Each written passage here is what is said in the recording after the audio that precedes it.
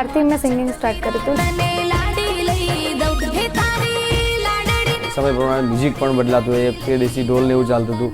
અત્યારે થોડું ડીજેનો જમાનો આવ્યો તો અત્યારે હાલ ડીજે પ્રમાણે ત્યાં ચાલે છે.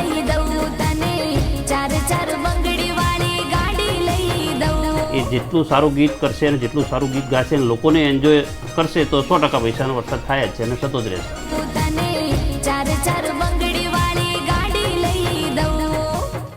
નમસ્કાર, હું છું દીક્ષિતા અને અમારી ખાસ રજૂઆતમાં આપનું સ્વાગત છે. દર્શક મિત્રો, સમયની સાથે જે નથી બદલાતું તે ભૂતકાળ બની જાય છે. પરંતુ તમને યાદ હશે કે HMT ઘડિયાળ, બજાજ સ્કૂટર, રાજદૂત bike, black and white TV આ તમામ વસ્તુઓ ગુણવત્તાની દ્રષ્ટિએ શ્રેષ્ઠ હતી. પરંતુ સમય સાથે જરૂરી એવા બદલાવ ન લાવી શકાતા હાલ આ વસ્તુઓ બજારમાંથી લુપ્ત છે. એ જ રીતે ગુજરાતી સંગીત અમુક વર્ષો સુધી લુપ્ત થયું હતું, જેને પુનઃ ધબકતું કરવામાં મોટો ભાગ ભજવ્યો હોય તેવા કલાકારો સાથે આજે આપણે મુલાકાત કરીશું. તો આપણી સાથે સ્ટુડિયોમાં ઉપસ્થિત છે ગુજરાતી ફોક સિંગર કિંજલ દવે અને જિગ્નેશ કવિરાજ તેમજ ગીતકાર મનુ દેસાઈ. આપ સૌનું મંતવ્ય ન્યૂઝમાં સ્વાગત છે. તો કિંજલ દવે, હું સૌપ્રથમ આપને પૂછવા માંગીશ કે આટલી નાની ઉંમરમાં ખૂબ જ સિદ્ધિઓ પ્રાપ્ત કરી છે, તો આની પ્રેરણા તમને ક્યાંથી મળી અને આ સફળતાનો શ્રેય આપ કોને આપશો? બિલકુલ, બહુ નાની ઉંમરમાં બધા કહે છે એ પ્રમાણે મને આટલી મોટી સફળતા મળી છે. બહુ નાની હતી ત્યારથી મેં સિંગિંગ સ્ટાર્ટ કર્યું હતું, લગભગ બીજા ત્રીજા ધોરણમાં ભણતી હતી ત્યારથી. અને મારા પપ્પા પહેલાં ભજનના અને ગરબાના એવા નાના નાના કાર્યક્રમ કરતા હતા. પછી એ લોકોને જોઈને ધીમે ધીમે પ્રેરણા મળી અને એ લોકોએ સપોર્ટ કર્યો એટલા માટે. અને અત્યારે જે મારા બધા જ ગીત લખે છે મનુભાઈ દેસાઈ, મારું 4 બંગડીવાળું ગીત પણ એમને લખેલું છે. એટલે એમનો પણ બહુ મોટો મારી પાછળ હાથ છે કે એ લોકોએ મને આટલો મોટો મારી સફળતાનો શ્રેય મારા પપ્પા, પછી મનુભાઈ અને જે મારા ગુજરાતના મારા ફેન્સ છે એ લોકોએ મને આટલી બધી સફળતાનો શ્રેય આ તમામ લોકોને જાય છે. જે આ સાથે જિગ્નેશ કવિરાજજી, આપને હું પૂછવા માંગીશ કે આપ પણ ખૂબ સિદ્ધિઓ પ્રાપ્ત કરી છે, તો આની પ્રેરણા આપને ક્યાંથી મળી અને આ સફળતાનો શ્રેય આપ કોને આપશો? હું મારા બાપુજી એટલે કે મારા પપ્પા હસમુખભાઈ બારોટ એ ભજનમાં જતા હતા અને હું એમની સાથે નાનપણથી જતો હતો. પછી સ્કૂલમાં પણ ગાતો હતો અને એમના જોડે ગાતા ગાતા હું શીખ્યો ને પછી અમદાવાદમાં આવ્યો અને અમદાવાદમાં મારા મનુભાઈ રબારી અને એમની પછી મારી કેસેટો ઘણી બહાર પાડી. અમારા કમલેશભાઈ આરો સ્ટુડિયોવાળાએ એમને પણ કેસેટ બહાર પાડી. અને મનુભાઈ જ્યારથી મારા ગીતો લખવાના ચાલુ કર્યા, ફૂલ ગજરો, ખજૂરી, લેબડે રમે લેબોચમાં, સાજણ લાખોમાં એક, અને એ બધા ગીતો ખૂબ હિટ થયા. એટલે એમનો ખૂબ સાથ સહકાર છે. જી, તો મનુજી, હું આપને પૂછવા માંગીશ કે આમ તો ગીતકાર એ પડદા પાછળનો કલાકાર હોય છે અને આપ એક સફળ ગીતકાર છો, તો આપને આ પ્રેરણા ક્યાંથી મળી? અમારા ઉત્તર ગુજરાતના ગાયક એવા મણિરાજભાઈ બારોટ હતા કે જેમની કેસેટો હું સતત સાંભળતો હતો. અને એ ગીતો, એ કેસેટો સાંભળીને મને બી એવી પ્રેરણા જાગી કે હું બી કંઈક કરું એમ. તો મને કુદરતી જ લખવાનો જ શોખ હતો. અને મણિરાજભાઈ જોડે મેના પોપટ પિક્ચરમાં મણિરાજે મને બહુ સપોર્ટ કર્યો અને જે વસ્તુ બતાવી કે આ રીતે તો મને ફાવી ગયું. અને અત્યારની લોકોને જે ગમે છે અને કેવું કરવું અને શું કરવું એ મને એની ખાસ નસ ખબર છે, કારણ કે હું ગામડામાંથી આવું છું. એટલે ગામડાના લોકોને અને આમ પબ્લિકને કેવું ગમશે એ મેં લખ્યું અને લોકોને ગાયું. આ લોકોએ બહુ સારી રીતે ગાયું એટલે ચાલી આ વસ્તુ. જે તો આ સાથે હું કિંજલ આપને પૂછવા માંગીશ કે અભ્યાસની સાથે સાથે સ્ટેજ શો પણ કરો છો, તો આટલા બિઝી શેડ્યુલની વચ્ચે બંનેને કઈ રીતે ન્યાય આપી શકો છો? એવું હોય છે ને કે પરિસ્થિતિ તમને દરેક વસ્તુ શીખવાડી દેતી હોય છે. એટલે મારા ઘરની પરિસ્થિતિ પહેલાં બહુ ખરાબ હતી, એટલે પરિસ્થિતિને પહોંચી વળવા માટે એક આર્થિક રીતે હું ગાતી હતી, પણ સાથે સાથે મારું ભણવાનું પણ ચાલુ રાખ્યું. કારણ કે મારા ઘરમાં બધાનું એવું માનવું છે કે ભલે તમે તમારા ગમતા ક્ષેત્રમાં આગળ વધો, પણ સાથે સાથે એજ્યુકેશન પણ અત્યારનો જે જમાનો છે એ પ્રમાણે ખૂબ જ જરૂરી છે. તો મારા મમ્મી પપ્પાએ સપોર્ટ કર્યો, એ લોકો મને, અને મારા સ્કૂલમાંથી પણ મારા શિક્ષકોનો પણ બહુ સપોર્ટ હતો.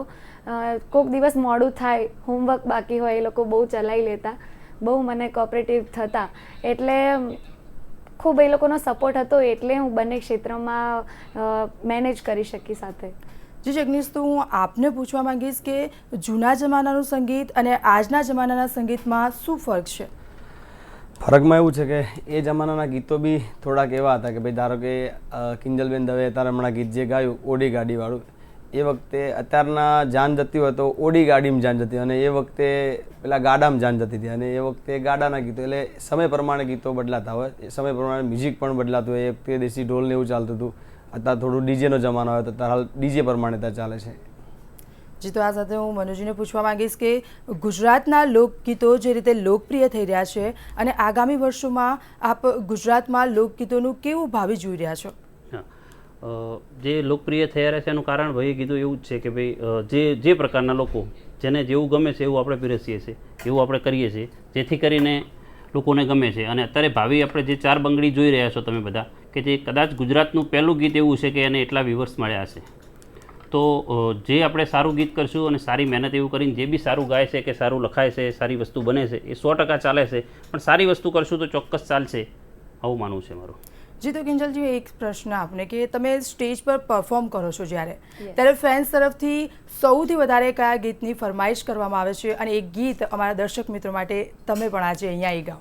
બિલકુલ. પહેલાં તો હું જ્યારે ગાતી હતી ત્યારે લોકોની હોડણી મારી એ ગીત બહુ ચાલતા હતા. પણ આ ચાર બંગડીવાળી ગીત પછી અત્યારે જ્યાં જ્યાં હું કાર્યક્રમ કરવા જાઉં છું, પહેલાં જ ગરબાથી લોકોની એવી ફરમાઈશ હોય છે કે તમે ચાર બંગડીવાળું ગીત ગાઓ. તો આજે મંતવ્યના અહીંયા સ્ટુડિયો પર હું આવી છું, તો મંતવ્યના દરેક દર્શકો માટે એ ગીત બેસાડ્યું. હે મારા વીરા વિરાલ તને લાડી લઈ દઉં, મારા નોનચક વીરા તને લાડી લઈ દઉં, તારી લાડડીને ફરવા ઓડી ગાડી લઈ દઉં, તને ચાર ચાર બંગડી વાળી ગાડી લઈ દઉં, તને ચાર ચાર બંગડી વાળી ગાડી લઈ દઉં. જી, તો આ સાથે જિગ્નેશજી હું આપના ગીતોની તો વાત જ કંઈક અલગ છે, તો તમારા મનપસંદ ગીતોમાંથી એક ગીત અમારા દર્શક મિત્રો માટે આપના તરફથી થઈ જાય? હાજી, હું પ્રોગ્રામમાં જતો હોય તો મારા મનુભાઈ લખેલું એક આલ્બમમાં મેં ગીત ગાયેલું, એ ગીત બહુ ખૂબ ચાલ્યું, સાજણ લાખોમાં એક, ને હમણાં મારી ફિલ્મ પણ બની જાનુ મારી લાખોમાં એક, અને મારા ચાહકોની ખૂબ ઈચ્છા હોય ત્યારે સાજણ લાખોમાં એક, ઓ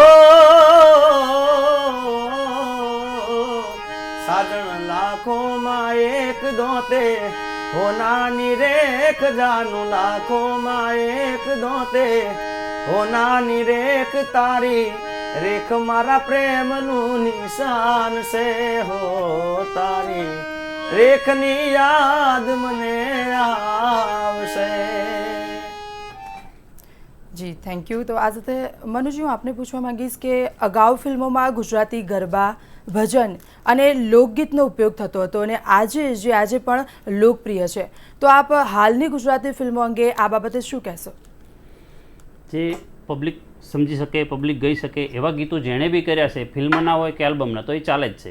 અને અત્યારે બી એવું જ છે કે સારા આપણે જે અત્યારના લોકો સાથે સાથે ગઈ શકે આપણી જોડે, ધારો કે ચાર બંગડી કે સાજન લાખોમાં એક જે ભાઈએ ગાયું, તો એવું આપણે ફિલ્મોમાં કરીએ છીએ તો 100% ચાલે છે. પણ આપણે હિન્દી જેવું ને અને ગુજરાતી જેવું ને જે વચગાળાનું કરે છે એ ગીતો નથી ચાલતા, જેથી કરીને ગુજરાતી ફિલ્મને એ થોડી તકલીફ પડે છે.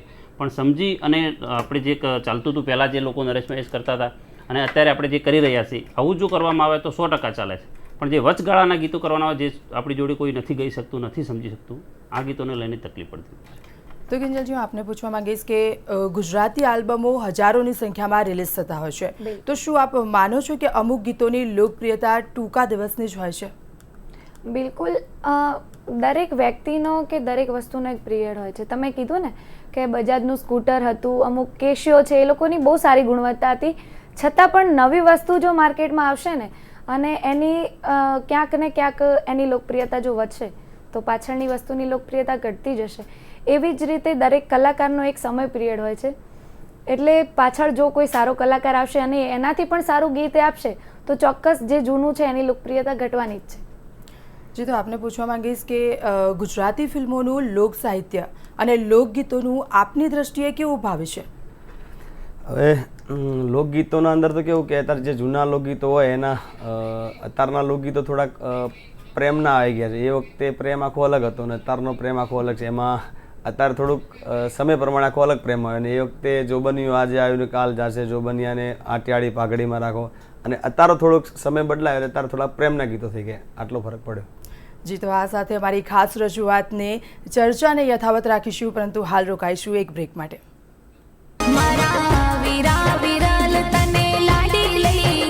બહુ નાની હતી ત્યારથી મેં સિંગિંગ સ્ટાર્ટ કર્યું હતું. સમય પ્રમાણે મ્યુઝિક પણ બદલાતું હોય. તે દેશી ઢોલ ને એવું ચાલતું હતું. અત્યારે થોડું ડીજેનો જમાનો આવે તો હાલ ડીજે પ્રમાણે ત્યાં ચાલે છે.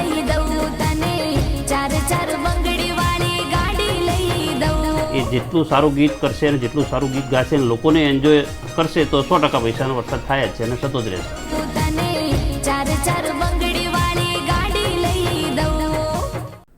તો બ્રેક બાદ સ્વાગત છે. તો મને હું આપને પૂછવા માંગીશ કે અર્બન ગુજરાતી ફિલ્મોની સફળતા અંગે અને તેના ગીતો અંગે આપનું શું કહેશો? અર્બન ફિલ્મો ચાલે છે, 100%ની વાત છે. તો સારી વાત છે, એ બી ગુજરાતી માટે સારું જ છે.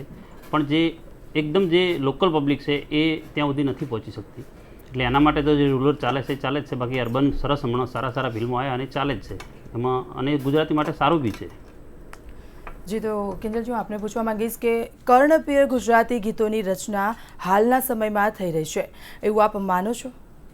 બિલકુલ. અત્યારના જે લેખકો છે અને પબ્લિક છે એ લોકોને કઈ રીતનું ગીત ગમે છે, એ લોકો અમારા જે મ્યુઝિક ડાયરેક્ટરો છે, પછી અત્યારે વિડીયોનો પણ સાથે એટલો મહત્ત્વ થઈ ગયું છે કે જો MP3 ગીત હોય તો પાછું યુટ્યુબ પર કોઈ એને જલ્દી નહીં જોવે, પણ જો વિડીયો હશે સાથે સાથે તો જરૂરથી જોશે.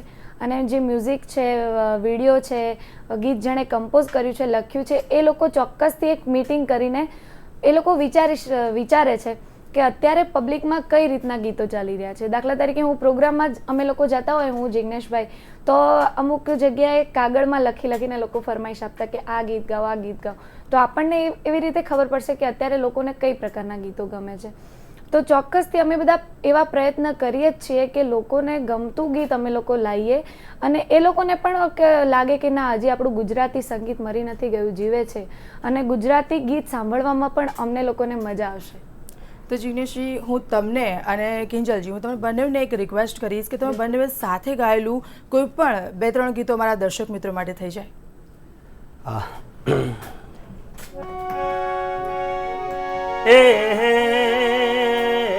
હોડણી મારે આબુડાની હેલી મારા રાયકા ભલી શણગારી હોડણી રે.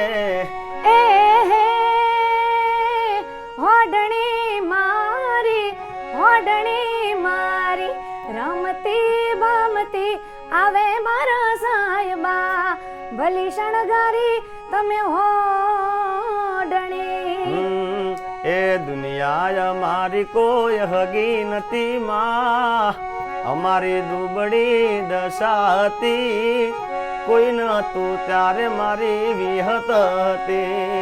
હે માં, કોઈ નતું ત્યારે મારી હિંગળા જ હતી. કનૈયા મોરલી વાળા રે, કાનુડા મોરલી વાળા રે, કનૈયા મોરલી વાળા રે, કાનુડા મોરલી વાળા રે.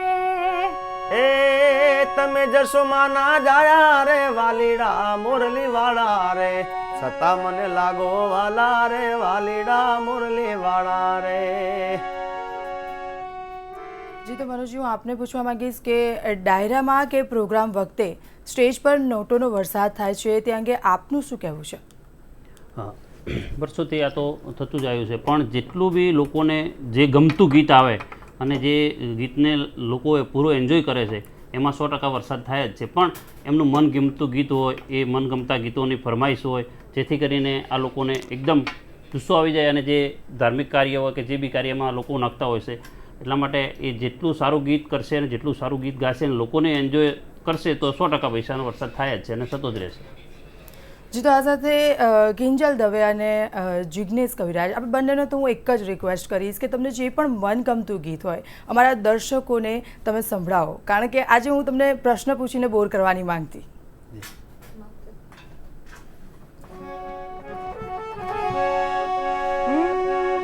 હે મને માવતર મળે તો મારી અંબા જેવા મળજો, હે મને માવતર મળે તો મારી અંબા જેવા મળજો. હે મારા ગબ્બર ગોખનું દેવ, મારા ચાચર ચોકનું દેવ, માવતર મળે તો મારી અંબા જેવા મળજો.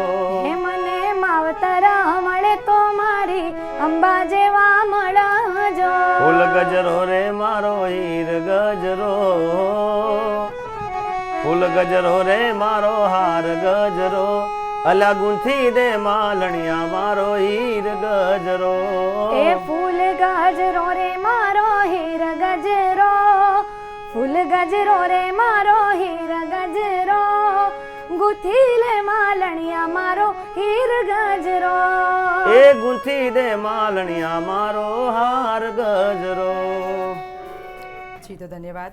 તો આ સાથે મનુજ, હું આપને એક પ્રશ્ન પૂછવા માંગીશ કે ગ્રામ્ય વિસ્તારમાં દારૂ અંગેના ગીતમાં લોકો ડોલતા હોય છે, તો શું એવા ગીતો પર પ્રતિબંધ મૂકવા જોઈએ?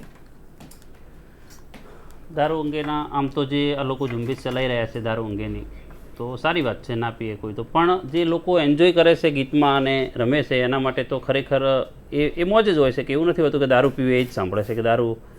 પ્રતિબંધ મૂકવા જોઈએ એટલે ગીતો માટે તો વર્ષોથી આવે છે અને એવું એનું થયું નથી કંઈ, અને થાય અને તો દારૂ પીવાનો બંધ થાય તો જોડે જોડે ગીતો બંધ થાય તો એનો કંઈ વાંધો છે નહીં. બાકી આ તો એન્જોય માટેની વસ્તુ છે, એટલે આમાં પ્રતિબંધ મૂકવો હોય તો સરકારને પેલાની વાત છે. આ લોકોએ કલ્પેશ ઠાકોરને લોકોએ ઘણી બધી ઝુંબેશ ચલાવી છે, શું થાય છે એ તો આપણે જોઈએ છે, પણ આપણે અવારનવાર વાયરલ વિડીયો બી જોતા રહીએ છીએ કેવો એન્જોય થતો હોય છે. જી, તો આ સાથે હું આપ ત્રણેય જણને પૂછવા માંગીશ કે જ્યારે મનુભાઈ તમે એક ગીતની રચના કરી, એ ગીત લઈને તમે આ બંનેની સમક્ષ ગયા, ત્યારે કંઈક ખાટા મીઠા પ્રસંગો બનતા હોય છે, તો તમારા જીવનમાં, ત્રણેયના જીવનમાં એવું કોઈ ખાટો મીઠો પ્રસંગ? એવું તો કોઈ હજી સુધી કોઈ બન્યું નથી અમારે, કારણ કે બધા અમે સંપીને બધા ગાતા હોય. કારણ કે મનુભાઈ અમારે શું ગાવામાં એવું હોય કે ભાઈ અમારે એવું ના કે ભાઈ કિંજલબેન આ ગાય કે હું આ ગાઈશ, એમાં એવું હોય કે ભાઈ નીચેનો સૂર ઉપરનો સૂર વાઇઝ જે ગીતો હોય એ પ્રમાણે અમે ગાતા હોય. અને બિલકુલ સંપીને અમે લોકો કામ કરીએ છીએ. કોઈ બી સારું ગીત મને મગજમાં આવે અને મારા લાયક મને એવું લાગે કે કદાચ હું નહીં ગાઈ શકું, તો હું ચોક્કસથી જિગ્નેશભાઈને કહેતી હોય કે ભાઈ તમે આ ગીત ગાઓ, તમારા કંઠને શૂટ થશે. એમને મારા લાયક કોઈ ગીત સૂજે તો એ મને કહે છે, અને ચોક્કસથી મનુભાઈ પણ એમને એવું લાગે કે આ કલાકારના ગળે, કારણ કે દરેકનો અવાજ એક અલગ હોય છે કે જે કોઈ પણ ગીત ગાય તો દરેકને દરેક ગીત શૂટ ના થાય, માટે એ પણ દરેક કલાકારને ગળાને સમજીને એની ગાયકીની લિમિટેશનને સમજીને એ લોકો ગીત બનાવતા હોય છે અને પછી અમારી સામે રજૂ કરતા હોય છે. જી, તો આ સાથે જ અમારી ખાસ રજૂઆતમાં ફરી એકવાર સમય થયો છે એક નાનકડા વિરામનો.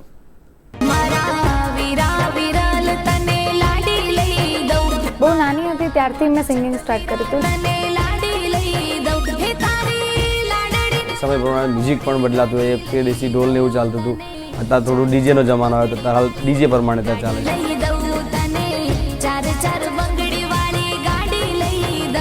એ જેટલું સારું ગીત કરશે અને જેટલું સારું ગીત ગાશે અને લોકોને એન્જોય કરશે તો 100% પૈસાનો વરસાદ થાય જ છે અને થતો જ રહેશે.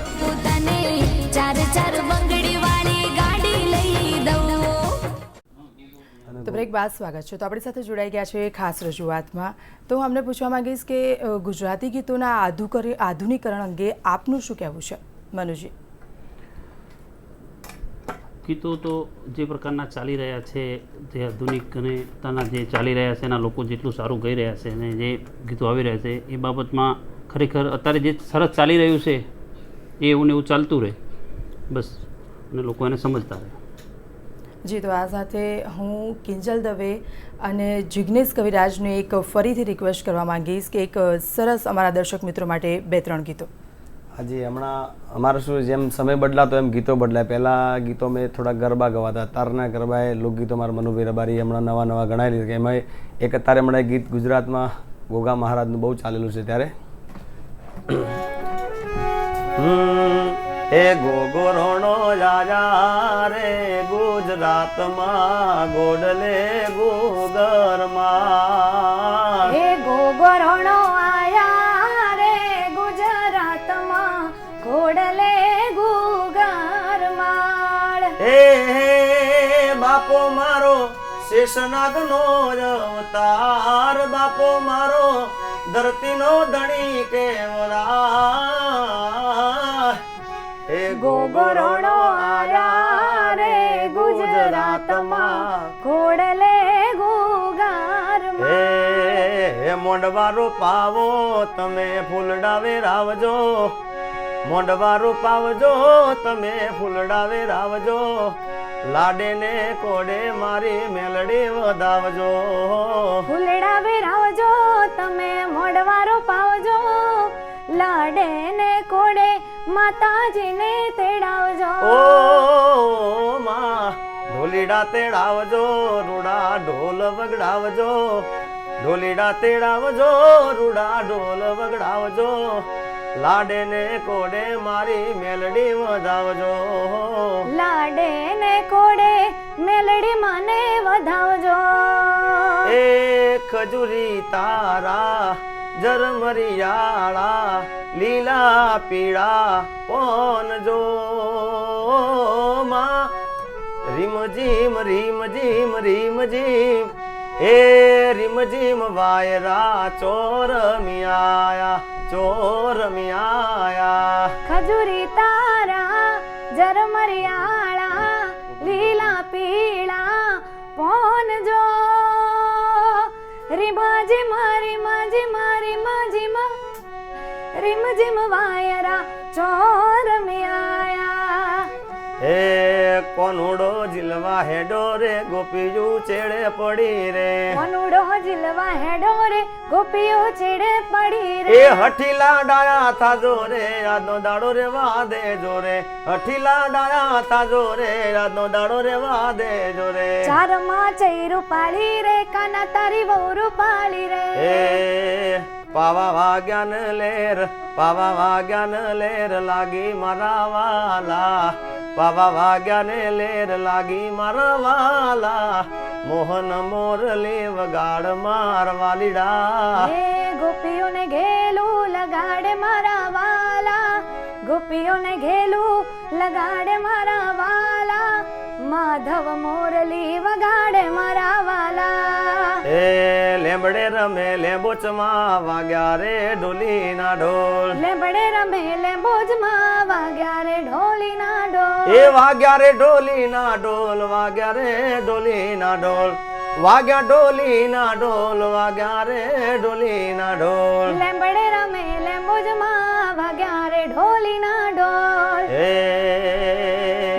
તો આ સાથે જ કિંજલ દવે, જિગ્નેશ કવિરાજ અને મનુ દેસાઈ આપ ત્રણેય જણ સ્ટુડિયોમાં ઉપસ્થિત રહ્યા. અમારા દર્શક મિત્રોને આટલી સરસ મોજ મસ્તી કરાવી તે બદલ ખૂબ ખૂબ આભાર.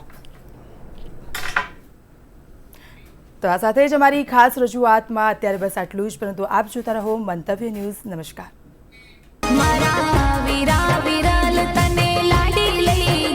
બહુ નાની હતી ત્યારથી મેં સિંગિંગ સ્ટાર્ટ કર્યું હતું. સમય પ્રમાણે મ્યુઝિક પણ બદલાતું હોય. એ દેશી ઢોલ ને એવું ચાલતું હતું. અત્યારે થોડું ડીજેનો જમાનો આવ્યો તો અત્યારે હાલ ડીજે પ્રમાણે ત્યાં ચાલે છે.